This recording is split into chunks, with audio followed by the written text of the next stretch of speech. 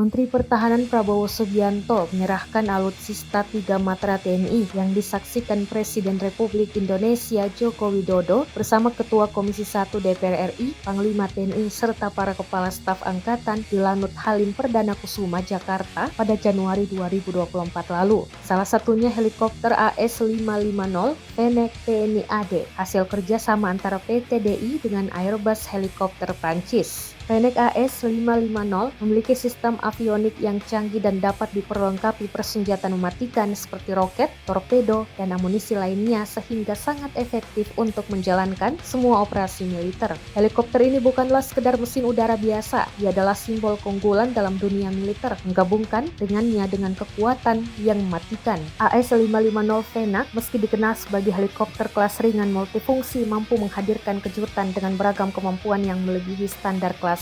Dengan desain yang teliti dan presisi, helikopter ini mampu membawa senjata-senjata mematikan seperti POD meriam 20 mm, POD meriam 12,7 mm, POD roket 70 mm, dan rudal anti-tank yang dapat dipasang secara fleksibel di bagian sayap kiri dan kanannya.